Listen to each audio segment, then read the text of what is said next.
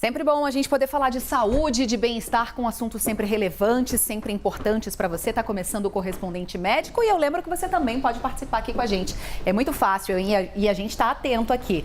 É só você postar lá no Twitter com a hashtag Correspondente Médico ou procura a gente também no Instagram, @CNN Brasil. Estamos atentos e você pode trazer sua pergunta, sua participação. Doutor Fernando Gomes, muito bom dia. Bom dia, Stephanie. Não é miragem, eu estou vestido com a mesma cor de costume que Rafael Colombo. Vocês combinaram o look hoje, né? Nós não combinamos, mas você viu que coincidência? Olha, entre as mulheres a gente costuma, quando vai sair, ligar e falar: oi, amiga, que roupa você vai? Tô achando que vocês combinaram. Vamos lá, doutor Fernando, falar de saúde, falar do que interessa. Hoje a gente tem um assunto importante por aqui, em falar de uma doença que está voltando a circular no mundo e também aqui no Brasil, o sarampo. Segundo a Organização Mundial de Saúde, o número de casos da doença nos 2 primeiros meses deste ano, no primeiro bimestre de 2022, subiu quase 80%, isso numa comparação com o mesmo período do ano passado. Foram registrados cerca de 17 mil casos em todo o planeta. Os países mais atingidos aí estão na África e na região do Mar Mediterrâneo. Aqui no Brasil foram 9 casos confirmados. O país chegou a receber uma certificação de eliminação do sarampo, isso em 2016, mas voltou a registrar casos da doença em 2018. Doutor Fernando Gomes agora vai explicar para a gente, afinal, o que é o sarampo, hein, doutor Fernando? As principais características, a forma de transmissão, os sintomas dessa doença. Bom, o sarampo, Stephanie, é uma importante doença infecciosa causada por um vírus que acomete crianças, adultos, pode cometer idosos também e pode ter uma determinada complicação com, inclusive, necessidade de internação e até mesmo óbito. O quadro clínico, ele se mostra aqui presente no telão, com febre principalmente acima de 38 graus, acompanhado de tosse, às vezes a rouquidão, ela pode aparecer, um desconforto na garganta, coriza, o famoso nariz escorrendo, irritação nos olhos, como se fosse uma conjuntivite, aquela sensação ampla de desconforto que a gente chama de mal-estar, muitas vezes difícil de você relatar exatamente o que é, mas a pessoa percebe que, na verdade, alguma coisa não está funcionando bem no corpo. Dor de cabeça, um sinal e sintoma muitas vezes genérico, mas que também figura aqui. E manchas na pele, principalmente manchas vermelhas que podem aparecer no rosto, atrás da orelha, espalhar pelo corpo, que não tem relevo e geralmente não coçam. Em alguns casos, até mesmo manchinhas brancas dentro da boca. Importante dizer que depois que a pessoa tem contato com alguém que tem o sarampo, até mais ou menos 2 semanas é que esse quadro clínico abre. Agora, doutor Fernando, esses sintomas aqui que o senhor trouxe, eles podem se confundir também com outras doenças, né? O que a pessoa que suspeita que está com sarampo deve ficar atento? O que é mais importante nesse quadro? Bom, no começo acaba sendo um quadro bastante geral, então você não consegue fazer o diagnóstico logo de início. Depois de 3 a 5 dias com sinais e sintomas que podem parecer uma gripe ou um resfriado, os comemorativos que acabam acometendo a pele, principalmente, chamam a atenção.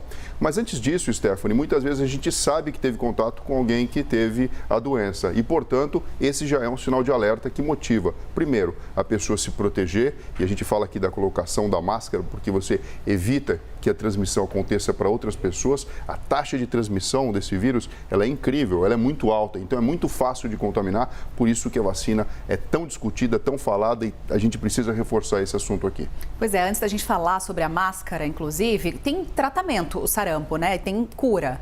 Sim, o sarampo é uma doença que acaba sendo autolimitada e que não existe um remédio específico que você vai dar, porque ele tende a terminar. Você vai tratar complicações secundárias e muitas vezes, quando a pessoa está acometida e está passando mal, ou até mesmo uma criança, precisa ser internada para evitar desidratação, infecções que sejam, que venham acompanhar a doença por uma questão da queda da imunidade e, portanto, você prepara a pessoa para que ela passe por essa fase infecciosa e inflamatória e saia dessa numa boa. Para evitar, principalmente, Stephanie, que as complicações aconteçam, a gente pode falar um pouco mais sobre isso também, e que depois possa, infelizmente, até evoluir para o óbito. Antes, doutor Fernando, vamos voltar a falar dessa história da máscara, né? Porque uma das causas apontadas aí nesse alerta da OMS para o aumento dos casos de sarampo no mundo foi justamente o relaxamento das medidas de proteção que a gente vinha adotando contra a Covid-19, né? E as máscaras como a principal delas. Isso pode estar ligado para esse aparecimento do sarampo agora em grande número no mundo? De alguma forma, essa questão de você espraiar um vírus que é transmitido por gotículas, que também são eliminadas durante o próprio processo da respiração, tosse e espirro, a resposta é sim. o efeito colateral que a gente teve em relação a toda a medida de proteção que o coronavírus demandou ao redor do mundo foi a redução de doenças que são transmitidas da mesma maneira que o coronavírus, e uma delas acaba sendo o sarampo. Então, se eu tenho aglomeração de pessoas, se eu tenho falta de utilização de máscara, de todos aqueles cuidados que a gente já sabe, e uma pessoa está contaminada e existem pessoas que não foram vacinadas, você tem aí a fórmula perfeita para que mais um surto de sarampo venha acontecer. Pois é, doutor Fernando, pessoas não vacinadas. Essa é outra preocupação da Organização Mundial da Saúde, né? A procura pela vacina tem caído. Aqui no Brasil, para você ter uma ideia, no ano passado, a primeira dose da tríplice viral, que é uma das vacinas que protege contra o sarampo, atingiu 71% do público-alvo. Na segunda dose, esse número cai para 50%. E para o sarampo, vamos lembrar, a vacina ainda é a melhor prevenção, né? O senhor até preparou uma arte aqui para explicar melhor para a gente. Sim, sem sombra de dúvida. A melhor forma da gente combater essa doença é através da vacina, só que o que acontece, Stephanie? Parece que a gente esquece, né? Lógico que teve a questão da pandemia, mas vem uma falsa sensação de segurança. Eu não vejo casos, a doença não existe. E não é bem assim. Aqui a gente está explicando a biologia do vírus, de como ela se comporta com relacionamento com o corpo físico humano e, portanto, a gente precisa ficar atento em relação a isso. Dupla viral é uma vacina que, além de proteger contra o sarampo, também contra a rubéola. A tríplice viral, além do sarampo e da rubéola, a cachumba, e a tetraviral, que aciona também a varicela, que é a famosa catapora, como forma de imunização. É importante a gente estar vacinado. Dentro do nosso calendário, as crianças com 12 meses, depois 15 meses, são vacinadas, e é importante que todo mundo tenha, na verdade, essa vacina para evitar que tenha complicações e que o sarampo se manifeste e se espalhe por toda a população. A vacina contra o sarampo, doutor Fernando, é uma vacina única que a gente toma nessa 12, depois 15 meses, depois precisa fazer dose de reforço? Vamos lembrar para o pessoal. Isso, em algumas situações, quando a pessoa não foi vacinada, ela precisa ser vacinada. Um adulto que tenha sido vacinado, ele está protegido de alguma forma, exceto se é um profissional de saúde ou se está numa situação mais vulnerável. Em algumas situações especiais, até mesmo crianças a partir dos 6 meses até os 12 meses, mesmo antes da primeira dose, podem ser vacinadas. Porque existem as complicações secundárias, Stephanie. Esse acaba sendo o grande problema que pode levar ao óbito. E vamos falar então dessas complicações secundárias. De que maneira a gente deve tratar o sarampo para evitar essas complicações que podem levar à morte? Sim, o sarampo ele pode cursar junto com broncopneumonia, ele pode cursar junto com inflamações do próprio ouvido. Uma complicação bastante temida é a encefalite causada pelo vírus.